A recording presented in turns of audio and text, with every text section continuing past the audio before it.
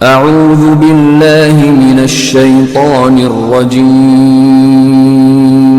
بسم الله الرحمن الرحيم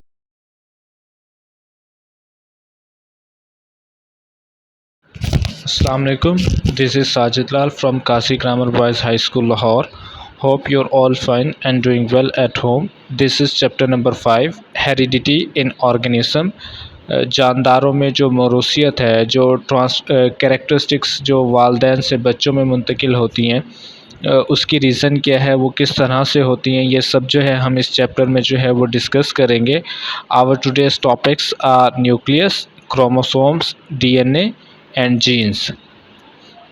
heredity की अगर बात की जाए, जिसका उर्दू में मतलब मैंने आपको बताया, मौरूसियत के कैरेक्टरिस्टिक्स जो है, खसूसियात जो हैं, फ़ीचर जो हैं वालदैन से बच्चों में जो मुंतकिल होते हैं, उसको हम हेरिडिटी कहते हैं.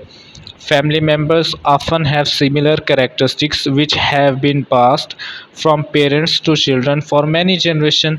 कहता है फैमिली के ख़ानदान के जितने भी अफराद होते हैं वो सब जो है अमूमी तौर पर मिलते जुलते हैं, क्योंकि उनमें जो खसूसियात हैं वो उनके पेरेंट्स से मुंतकिल हुई होती हैं generation to generation. Second point अगर आप देखें, in everyday language we call them features. कहता है आम ज़ुबान में, रोज़मर्रा ज़िंदगी में हम उनको खसूसियात कहते हैं. For example, you may have gotten your mother's eyes and your grandfather's nose. इस सेंटेंस का मतलब ये है, कहता है फॉर एग्ज़ाम्पल आपकी जो आइज़ कलर है, हो सकता है आपकी मदर जैसे मदर की आँखों का कलर है वैसे ही आपका हो. एंड योर ग्रैंडफादर्स नोज़, और आपकी नोज़ वैसी हो सकती है जैसे आपके ग्रैंडफादर की है. और नंबर 3 जो है, to understand heredity we must have some basic knowledge about nucleus, chromosomes, DNA and genes. कहता है हेरिडिटी को समझने के लिए हमारे पास कुछ बेसिक नॉलेज होना चाहिए. किसके मुतल्लिक? न्यूक्लियस के मुतल्लिक, क्रोमोसोम के मुतल्लिक, डीएनए और जीन्स के मुतल्लिक. और ये सारी की सारी चीज़ें जो है सेल में मौजूद होती हैं, लिविंग सेल में. ये हेरिडिटी की डेफिनेशन है, हमारी बुक में कोई ख़ास तो है नहीं. Heredity, the passing of genetic trait from parents to offspring. Genetic traits का मतलब है कि जेनेटिक कैरेक्टरिस्टिक्स, जो खसूसियात है, फ़ीचर्स हैं, वालदैन से बच्चों में जो मुंतकिल होते हैं, उसको हेरिडिटी कहा जाता है. न्यूक्लियस, यहाँ पर शॉर्ट क्वेश्चन आपसे पूछा जा सकता है, व्हाट इज़ न्यूक्लियस. आंसर इसका होगा, we all know that all living organism are made up of cell. कहता हम जानते हैं कि तमाम लिविंग ऑर्गेनिज्म सेल से मिलकर बनते हैं. Within each cell there is a special ball like structure called the nucleus. कहता है हर एक सेल के अंदर एक ख़ास बॉल लाइक स्ट्रक्चर जो है मौजूद होता है, जिसको हम न्यूक्लियस कहते हैं. अब न्यूक्लियस का फंक्शन क्या है? It controls all the activities of the cell. Cell की जितनी भी एक्टिविटीज़ हैं, जितने भी काम हैं, वो सब के सब जो है न्यूक्लियस कंट्रोल कर रहा होता है. इट इज़ सर्कुलर और ओवल इन शेप. या तो ये सर्कुलर शेप में होता है, राउंड इन स्ट्रक्चर, या ओवल शेप में होगा जैसे एग की शेप होती है. Inside this nucleus there is a thread like network known as chromosome. कहता है न्यूक्लियस के अंदर जो है एक थ्रेड लाइक स्ट्रक्चर्स मौजूद होता है, नेटवर्क मौजूद होता है, जिसको हम क्रोमोसोम कहते हैं. और ये जो स्टेटमेंट है न्यूक्लियस या व्हाट इज़ न्यूक्लियस, बुक से अगर हम बात करें तो पेज नंबर 65 पर ये मौजूद है. अब ये नेक्स्ट अगर आप डायग्राम आपको नज़र आ रही है, ये बेसिकली एक सेल है. उस सेल के अंदर उन्होंने न्यूक्लियस को दिखाया हुआ है, जो कि आपको पर्पल इन कलर नज़र आ रहा है. और उसी न्यूक्लियस के अंदर एक डार्क स्पॉट है, एक स्ट्रक्चर्स मौजूद होता है जिसे न्यूक्लियोलस कहते हैं. और इसी न्यूक्लियस के अंदर क्रोमेटिन भी मौजूद हैं, जो कि क्रोमोसोम बनाती हैं. लूज़ फॉर्म में अगर हो तो क्रोमेटिन, अगर अरेंज्ड फॉर्म में हो, एक ख़ास शेप में हो, तो उसको हम क्रोमोसोम कहते हैं, वही थ्रेड लाइक स्ट्रक्चर. और इसके अलावा सेल में साइटोप्लाज्म होता है, नीचे आपको नज़र आ रहा है, और वैक्यूल है, और प्लाज्मा मेम्ब्रेन है, माइटोकॉन्ड्रिया मौजूद है. ये डिफरेंट ऑर्गेनेलीज़ हैं सेल के, जो डिफरेंट फंक्शन जो है वो परफॉर्म करते हैं. इसी तरह से क्रोमोसोम है. क्रोमोसोम, सबसे पहले न्यूक्लियस की बात की, अब न्यूक्लियस के अंदर जो है क्रोमोसोम मौजूद होते हैं. हम देखेंगे कि क्रोमोसोम क्या है, किस तरह से बनते हैं, इसका क्या फंक्शन है. आपसे क्वेश्चन पूछा जा सकता है, write a note in chromosome. Chromosome पर नोट लिखें. सब क्रोमोसोम्स, क्रोमोसोम्स क्या होते हैं? Write a note on chromosome आपसे क्वेश्चन पूछा जा सकता है। Are typical chromosome consist of 2 chromatid. एक ख़ास जो क्रोमोसोम है वो 2 क्रोमेटिड से मिलकर बनता है। The 2 chromatid are attach at the center to the same centromere. 2 chromatid जो हैं वो एक ही पॉइंट पर मिलते हैं, जिससे जो है उस पॉइंट को सेंट्रोमियर कहा जाता है। मैं आपको ये डायग्राम दिखा देता हूँ। ये जो डायग्राम आपको नज़र आ रही है ये क्रोमोसोम है बेसिकली, और इसमें आपको 2 लाइंस नज़र आ रही हैं, एक ऊपर की तरफ है, एक नीचे की तरफ है, और ये जिस पॉइंट से अटैच हैं उसको कहा जाता है सेंट्रोमियर। और ये उसने क्रोमेटिड, अगर एक की बात करेंगे तो क्रोमेटिड है, अगर दोनों की बात करेंगे और दोनों सेंट्रोमियर से अटैच हैं तो इसको कहा जाता है ये क्रोमोसोम्स हैं। Second point, the centromere divide the chromosome into the equal और अनइक्वल आर्म्स। कहता है सेंट्रोमियर ही डिसाइड करता है कि क्रोमोसोम के जो आर्म्स हैं वो इक्वल होंगे या अनइक्वल। अगर तो सेंट्रोमियर सेंटर में बनेगा तो इक्वल आर्म्स होंगे क्रोमोसोम के दोनों तरफ। अगर वो किसी एक साइड पर ज़्यादा हो जाएगा, सेंट्रोमियर किसी एक साइड पर बन जाएगा, तो दूसरी तरफ ज़ाहिर सी बात है एक तरफ लॉन्ग हो जाएगा और दूसरी तरफ शॉर्ट हो जाएगा। ह्यूमन सेल है 46 क्रोमोसोम्स आल टुगेदर। इंसान के अंदर तकरीबन 46 क्रोमोसोम्स होते हैं इंसान के सेल के अंदर, और these are paired of making 23 pairs. और ये पेयर की फॉर्म में होते हैं, और एक पेयर में हमें पता है 2 होते हैं, तो 23 × 2 = 46। तो अगर हम सिंगल बात करें तो 46 क्रोमोसोम, अगर पेयर की फॉर्म करेंगे तो 23 पेयर्स होते हैं। The number of chromosome in every organism is fixed. Her organism के अंदर जो क्रोमोसोम की तादाद है वो फिक्स्ड होती है, ये चेंज नहीं होती। These chromosomes carry special code of life that are responsible of specific features like height, color of eyes, hair।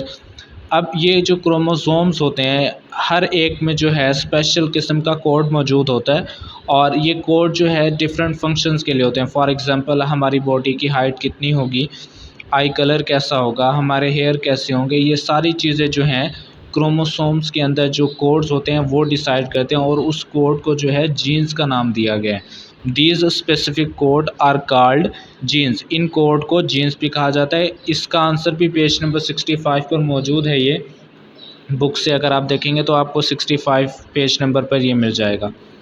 ये क्रोमोसोम की डायग्राम हम पहले डिस्कस कर चुके हैं। नेक्स्ट है डीएनए। अब डीएनए क्या है? डीऑक्सी राइबोन्यूक्लिक एसिड इसका पूरा नाम है। आपसे क्वेश्चन पूछा जा सकता है explain DNA, write a note on DNA. DNA के बारे में बात कर लेते हैं सबसे पहले। A series of long and spiral shape molecule found inside every cell. कहता है एक स्पाइरल शेप लंबा मॉलिक्यूल है जो कि हर सेल के अंदर मौजूद होता है। A molecule of DNA consist of 2 strand linked with each other by a braid like a ladder twisted around each other। कहता है डीएनए का मॉलिक्यूल जो है 2 स्ट्रैंड पर मुश्तमिल होता है, और ये एक दूसरे से इस तरह से लिंक्ड होते हैं जिस तरह से अगर आपने लैडर सीढ़ी वगैरह देखी हो आपने। और ब्रेड्स कहते हैं एक कॉम्प्लेक्स स्ट्रक्चर है जिसमें 2 स्ट्रैंड जो हैं वो इन्वॉल्व होते हैं, एक दूसरे के गिर्द जो है ये रैप होते हैं। डीएनए ट्विस्टेड फॉर्म में मौजूद होते हैं। DNA is a very large molecule consist of units called nucleotide. DNA क्योंकि हमने पढ़ा एक स्पाइरल शेप्ड लार्ज मॉलिक्यूल है, अब वो छोटे छोटे यूनिट से मिलकर बना होता है। अब वो जिस यूनिट से मिलकर बना हुआ है डीएनए उसको न्यूक्लियोटाइड कहा जाता है। अब फर्दर हम देखेंगे कि न्यूक्लियोटाइड किससे बनता है।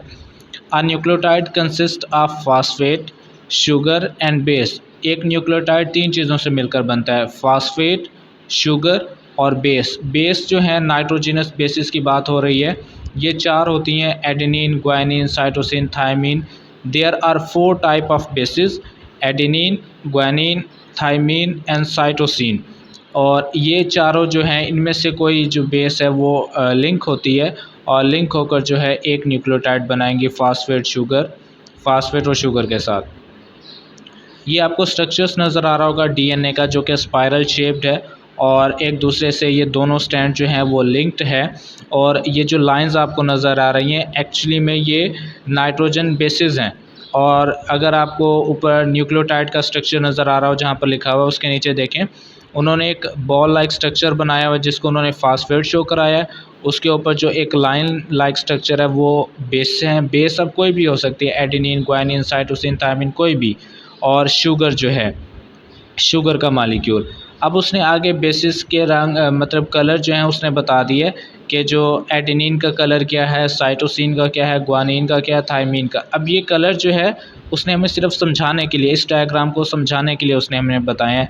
लाइक आप देखें, येलो कलर जो है वो थायमिन के लिए बताया उसने, और एडेनिन के लिए जो है पिंक कलर जो है वो है। इन दोनों की अगर आपको स्पाइरल शेप डीएनए में नज़र आ रहा हो कि येलो और पिंक का जहाँ पर लिंकेज है, इसका मतलब है थायमिन और एडेनिन जो है आपस में लिंक्ड हैं। और पेयरिंग इनकी हमेशा यही रहती है, थायमिन एडेनिन के साथ जो है वो अटैच होगी और ग्वानिन जो है वो साइटोसिन के साथ अटैच होगी। उसके बाद जीन्स हैं। Genes sections of DNA, DNA के सेक्शंस हैं, डीएनए पे मौजूद होते हैं genes. Genes are responsible for providing the instructions for what we look like and the way we behave। कहता है जीन्स जो हैं वो इस चीज़ के रिस्पॉन्सिबल हैं, हिदायत के, कि हमें किस तरह से दिखना है, हमारी शक्ल कैसी होगी और हमें किस तरह से बिहेव करना है। हमारी तमाम एक्टिविटीज़ जो है वो सेल कंट्रोल करते हैं, और सेल की एक्टिविटीज़ जो है, सेल को चलाने वाली जो चीज़ है वो न्यूक्लियस है। हम कहते हैं जी बॉडी जो है सेल से बनती है, लेकिन सेल को कंट्रोल करने वाली जो चीज़ है वो न्यूक्लियस है। सेकेंड पॉइंट पढ़ रहा हूँ। Scientist believe that human DNA carries 25,000 protein gene. कहता है साइंटिस्ट का ये बिलीव है कि इंसानों का जो डीएनए उसके अंदर तकरीबन 25,000 प्रोटीन के जीन्स हैं, मतलब ऐसे जीन्स हैं, 25,000 ऐसे जीन्स हैं जो प्रोटीन बनाते हैं। Each may be thought of as a recipe you would find in a cookbook. कहता है हर जो जीन है वो एक रेसिपी है, जिस तरह से आप किसी कुक बुक में पढ़ते हैं एक रेसिपी के अंदर, मतलब उसने अगर आपको कोई रेसिपी बनानी है तो उसके अंदर इंस्ट्रक्शंस मौजूद होंगी कि ये चीज़ें आपने करनी है। तो इसी तरह से हर जीन्स के अंदर इंस्ट्रक्शंस मौजूद हैं कि कैसा प्रोटीन बनेगा और किस पर्पज़ के लिए जो है वो इस्तेमाल होगा। Some are recipes for creating features, और कुछ रेसिपीज़ जो हैं, रेसिपीज़ की बात यहाँ पर जीन्स की बात हो रही है कि जो जीन से बनते हैं। For creating features like straight nose, मतलब कुछ जीन जो हैं वो ऐसे होंगे जो कि इस चीज़ के लिए रिस्पॉन्सिबल हैं कि नोज़ जो है वो स्ट्रेट हो, और कुछ जीन जो हैं वो इसलिए होंगे कि आइज़ का कलर ब्लू हो, और कुछ जो जीन्स हैं वो इसलिए होते हैं कि हेयर जो हैं वो करली हैं। अब स्ट्रेट हेयर के लिए भी जीन्स होंगे, कर्ली हेयर के लिए भी होंगे, ब्राउन हेयर और ब्लैक हेयर के लिए भी। अब हेयर कैसे होंगे, आई का कलर कैसा होगा, ये वो जीन्स डिसाइड करेंगे। जो जीन आएगा ब्लू कलर का आया है तो वो ब्लू कलर प्रोवाइड करेगा, अगर ब्लैक प्रोवाइड करने वाला आया तो ब्लैक कलर होगा। तो ये जीन्स डिसाइड करते हैं कि क्या कलर होगा। ये आपको डायग्राम नज़र आ रही है जिसमें उसने जीन्स के मुतालिक बताया। पहली डायग्राम देखें, न्यूक्लियस की डायग्राम है। उस न्यूक्लियस के अंदर क्रोमोसोम होता है, और क्रोमोसोम जो है वो डीएनए और प्रोटीन से मिलकर बनता है। प्रोटीन उन्होंने यहाँ पर नहीं दिखाया, लेकिन प्रोटीन भी होते हैं क्रोमोसोम में। अब ये जो डीएनए आपको नज़र आ रहा है, इस डीएनए में सेक्शंस, छोटे छोटे सेक्शंस मौजूद होते हैं जिसको जीन्स कहा जाता है, जिसमें इंस्ट्रक्शन होती हैं कि प्रोटीन कैसे बनेगा, कौन सा प्रोटीन बनेगा। तो आज का ये लेक्चर यहाँ तक था। This is all about today's lecture. Thank you so much.